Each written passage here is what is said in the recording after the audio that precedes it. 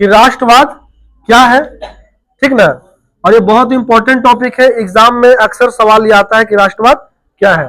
तो राष्ट्रवाद का मतलब होता है कि जब किसी राष्ट्र के विभिन्न प्रकार के जाति, धर्म, भाषा, संस्कृति एवं भौगोलिक क्षेत्र के लोग, मतलब किसी भी देश में अलग अलग जात के लोग होते हैं, अलग अलग धर्म के लोग होते हैं, अलग अलग भाषा को बोलने वाले लोग होते हैं, अलग अलग कल्चर मतलब अलग अलग रीति रिवाज को मानने वाले लोग होते हैं, ठीक है, अलग अलग राज्य में रहने वाले लोग होते हैं, ठीक है। अगर उन सभी लोगों में आपस में क्या हो, एकता हो, ठीक है, और हर कोई देश से प्रेम करे, हर कोई देश से प्रेम करे, तो उसी भावना को, आपस में एक बन के रहने वाली भावना और देश से प्रेम करने वाली भावना, इसी भावना को हम क्या कहते हैं, राष्ट्रवाद कहते हैं, ठीक है। और राष्ट्रवाद कैसे जागा? राष्ट्रवाद सबसे पहले जब पुनर्जागरण आंदोलन चलाया गया, पुनर्जागरण आंदोलन मतलब लोगों को जागरूक करने के लिए जो आंदोलन चलाए गए, कार्यक्रम किए गए, ठीक है। और जब पुनर्जागरण आंदोलन चला, उसके बाद 19वीं शताब्दी से लोगों में राष्ट्रवादी भावना का विकास होना शुरू हुआ। इससे पहले लोगों में राष्ट्रवाद नहीं था, मतलब लोगों को देश से उतना प्रेम नहीं होता था, और ना ही लोग आपस में, अलग अलग जात धर्म के लोग आपस में मिल करके भी नहीं रहते थे, ठीक है। तो राष्ट्रवाद का विकास कब हुआ? पुनर्जागरण आंदोलन के बाद। किस शताब्दी में? 19वीं शताब्दी में।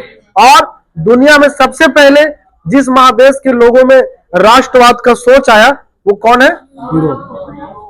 तो सबसे पहले राष्ट्रवाद का शुरुआत किस महादेश में हुआ? यूरोप में। किस आंदोलन के बाद? पुनर्जागरण आंदोलन। कब से शुरू हुआ राष्ट्रवाद? कोई दिक्कत? अब तुम्हारा टॉपिक यह है बाबू कि यूरोप में जो राष्ट्रवाद शुरू हुआ, यूरोप के लोगों में जो राष्ट्रवाद का भावना आना शुरू हुआ, यूरोप के लोगों में जो राष्ट्रवाद का विकास शुरू हुआ, ठीक है, तो किन कारणों से? कुछ तो कारण होगा ना। पहले लोग राष्ट्रवादी नहीं थे, परंतु पुनर्जागरण आंदोलन के बाद, 19वीं शताब्दी के बाद लोग क्या बनने लगे? राष्ट्रवादी बनने लगे। मतलब अलग अलग जात धर्म के लोग आपस में जुड़ने लगे, मिलने लगे, ठीक ना। तो क्या क्या घटनाएं घटी जिसने यूरोप के लोगों को क्या बना दिया? राष्ट्रवादी बना दिया। तो हम लोग उन घटनाओं को पढ़ेंगे, उन कारणों को पढ़ेंगे जिन कारणों की वजह से यूरोप में राष्ट्रवाद का क्या हुआ? विकास हुआ। तो सबसे पहला कारण है बाबू पुनर्जागरण आंदोलन। पुनर्जागरण का अर्थ होता है बौद्धिक जागरण, मतलब लोगों के ज्ञान में क्या करना? वृद्धि कराना, ठीक है। तो बहुत ऐसे कार्यक्रम चलाए गए, बहुत ऐसे प्रयास किए गए जिससे लोगों की बुद्धि में विकास हुआ, ठीक है। लोगों को एक नए स्तर का क्या ज्ञान दिया गया, लोगों को एक नए स्तर का ज्ञान दिया गया। वो ज्ञान जब लोगों को मिला तो लोगों को ऐसा लगने लगा कि आपस में एक होकर रहना चाहिए, क्योंकि लोगों को बताया गया कि आपस में एक होकर रहने से क्या फायदा होगा, ठीक है। तो लोगों को जब ज्ञान में वृद्धि कराई गई, ठीक है, तो लोग धीरे धीरे क्या बनने लगे? राष्ट्रवादी बनने लगे, क्योंकि उनको समझ में आने लगा कि एक होकर रहने में ही फायदा है, ठीक है।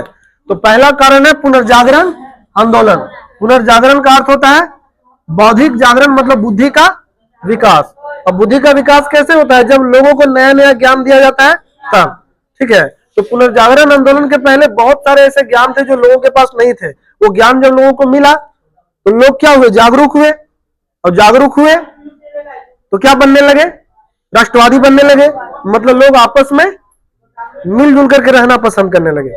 दूसरा कारण है बाबू फ्रांस की क्रांतियां। फ्रांस में 3 गो महान क्रांति हुआ है। क्या गो? पहला क्रांति हुआ 1789 में, जो कि आप लोग 9वां में पढ़े होंगे। दूसरा क्रांति हुआ 1830 में, और तीसरा क्रांति हुआ 1848 में, ठीक है। तो फ्रांस में जो 3 बार क्रांति हुआ, ठीक है, लोगों ने जो क्रांति किया तो तीनों बार फ्रांस में बदलाव आया, ठीक है। क्रांति लोगों ने मिलजुल करके किया। क्या हुआ? नहीं बन रहा है वो, होने तो रिकॉर्ड हो रहा है वो, ठीक है। तो फ्रांस में कितना बार क्रांति हुआ? 3 बार। पहला 1789 में, दूसरा और तीसरा। ये तीनों क्रांति जो फ्रांस में हुआ, तीनों क्रांति के बाद फ्रांस में कुछ न कुछ बदलाव आया, कुछ न कुछ बदलाव आया। और जब ये बदलाव आया फ्रांस में, तो अन्य देश के लोगों को भी लगा कि यार वो लोग जब मिल करके प्रयास किया, संघर्ष किया, और वो लोग सिस्टम को क्या किया? चेंज किया, तो हम लोग भी जब एक होकर सब प्रयास करेंगे तो हम भी अपना सिस्टम को, हम भी अपना शासन को बदल सकते हैं। ठीक है, तो फ्रांस में जो 3 वो क्रांति हुआ उसका प्रभाव भी यूरोप के लोगों पर पड़ा और लोग क्या बने, राष्ट्रवादी बने। ठीक है, तीसरा है नेपोलियन बोनापार्ट। नेपोलियन बोनापार्ट बहु फ्रांस का शासक था और वो 1804 से लेकर 1814 ईस्वी तक फ्रांस के अलावा यूरोप के कई देशों पर राज किया वो। ठीक है, और जहां भी वो राज किया अपने तरीके से शासन किया, अपना नियम लागू किया। और ठीक है, और उसने जिस तरह से राज किया तो एक ऐसा रास्ता तैयार कर दिया कि लोग उसके शासन काल के वजह से, उसको शासन करने की वजह से लोगों में कौन सा भावना विकसित हुआ, राष्ट्रवाद की भावना। वो इस तरह से राज किया। ठीक है, तो नेपोलियन बोनापार्ट के बारे में भी हम लोग डीपली पढ़ेंगे कि वो किस तरह से राज किया था, लेकिन हम लोग यहाँ पे डायरेक्ट मेन पॉइंट पे बात कर रहे हैं कि नेपोलियन बोनापार्ट 1804 से लेके 1814 तक फ्रांस का शासक था और पूरे यूरोप पे लगभग वो राज किया और उसने अपने शासन काल में ऐसा ऐसा कार्य किया कि यूरोप के लोगों को क्या बना दिया, राष्ट्रवादी बना दिया। ठीक है, कैसा कैसा काम किया ये हम लोग आगे देखेंगे। ठीक है, अगला कारण है आपका मेटरनिक के शासन। मेटरनिक जो है, जब नेपोलियन बोनापार्ट 1814 में इसका शासन खत्म हो गया, उसके बाद 1815 में मेटरनिक का शासन काल शुरू हुआ जो कब तक चला, 1848। मेटरनिक जो था ऑस्ट्रिया का शासक था। कहां का, और ये काफी तानाशाही शासक था। तानाशाही मतलब एकदम मनमौजी तरीके से राज करता था। उसका नियम से किसको दुख हो रहा है, किसको सुख हो रहा है, उसका कोई चिंता नहीं था।